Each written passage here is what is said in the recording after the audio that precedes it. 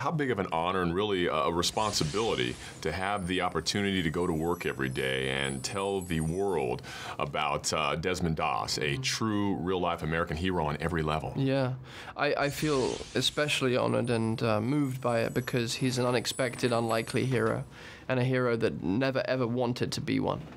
And his heroics were not based in acts of violence or taking life. His heroics are based in saving life and loving. He's kind of a model for an alternate type of masculinity that we get shown in our, media and film, in the time we're in the culture. Here's a man who sublimated those violent impulses in himself into acts of love. He became the most, violent nurse that the battlefield has ever seen, and I find it incredibly inspiring. This is one of those rare, intriguing, hard to believe stories. World War II, front lines, refuses to carry a weapon, and miraculously ends up saving the lives of 75 men. Now, I'm sure the list is long, but was there a particular element that really impressed you about this gentleman? I think the first thing that really hooked me, and I always get moved by this if I meet someone that has a similar quality, or I see a story about this kind of person, is someone who remains true to who they are, even amidst tremendous abuse, oppression, literally being told that he's crazy, not only by his own army, but by his wife at one point, but by his father.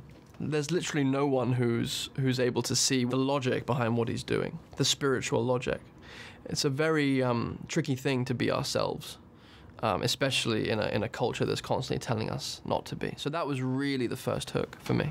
Director Mel Gibson comes out of a break to jump in the director's chair to lead this one. You also had the experience of working on a highly anticipated film called Silence with Martin Scorsese.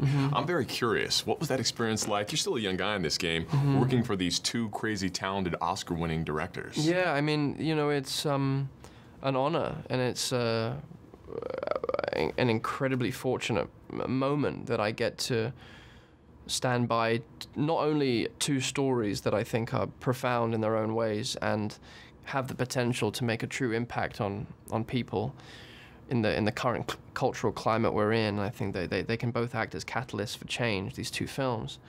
But the fact that they're being told by two masters of storytelling, two masters of filmmaking, mean that the stories are being served beyond any of our wildest dreams. So I really feel like I'm a part of offering this feast to a movie-going audience, and I get to say, hey, here, come on, you're going to enjoy this food, and it's very nurturing and nourishing.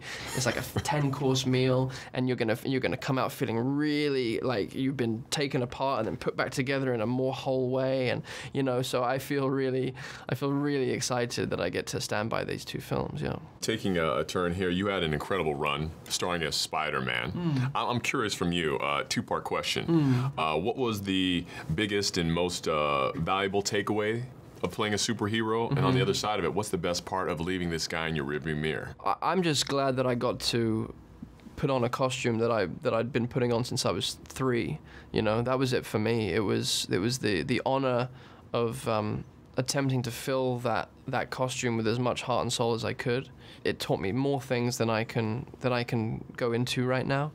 But in terms of letting it go, it's wonderful that it happened, and it's also wonderful that there's an actor that's going to take it on now that I really think is an incredible choice. This guy Tom Holland, who I think is a brilliant actor. I'm really glad that they went with him. I think he's the right fit for that role. So I'm really excited now that I get to go and buy popcorn and watch the film. Yeah, exactly. Yeah.